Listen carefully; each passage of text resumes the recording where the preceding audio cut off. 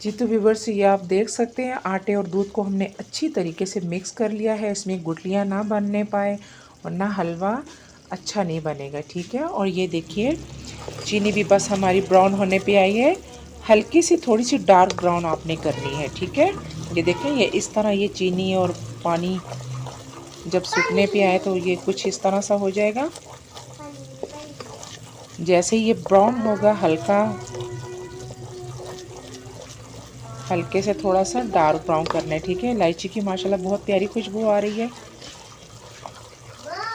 और व्यूअर्स, आप जानते हैं कि जो आजकल आप जानते हैं कि बारिशों के दिन हैं, सर्दी है, बहुत शदीद सर्दी है, तो उसमें ये हलवा बहुत काम देता है। आपकी हड्डियों को ये सुकून देता है, गर्म करता है हड्डियों।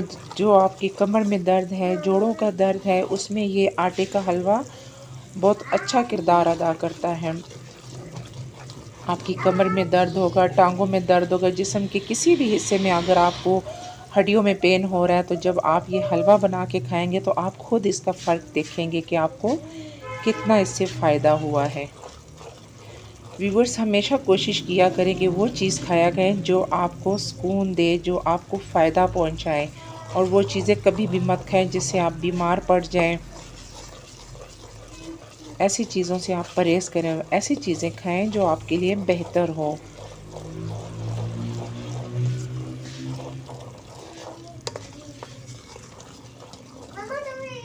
व्यूवर्स, ये चीनी, पानी, ऑयल और इलायची को मैं ऐसे मिक्स करके बना रही हूँ, लेकिन मेरे दिमाग में एक बात आई है।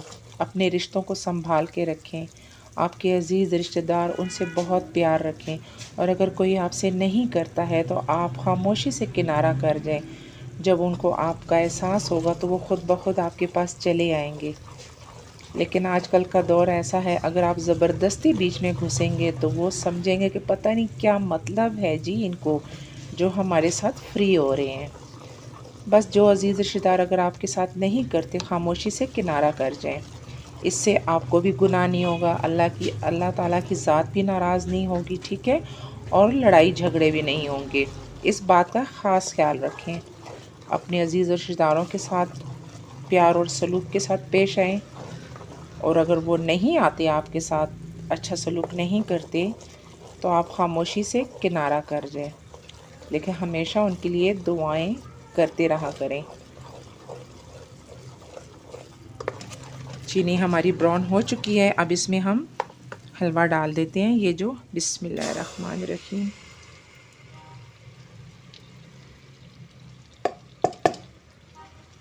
ये देखें व्यूवर्स,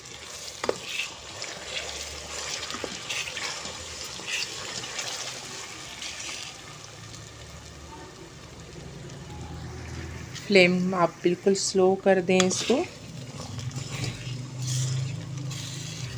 अब इसको हम अच्छी तरीके से मिक्स करेंगे, ब्राउन करेंगे, तो फिर रेडी हो जाता है। 10 से 15 मिनट में हम आपको डिश आउट करके दिखाते हैं। इसमें साथ थोड़ा सा आप नारियल डाल दें, और बाकी का नारियल आप इसकी गार्निशिंग के लिए रख दीजिए।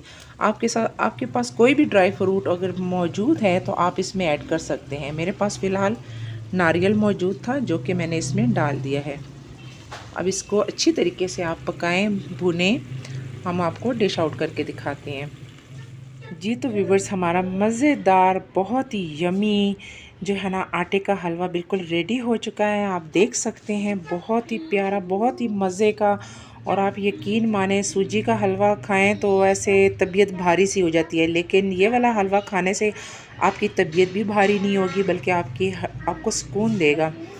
आपकी कमर का दर्द, आपके जोड़ों का दर्द भी इससे इंशाल्लाह ताला दूर होगा।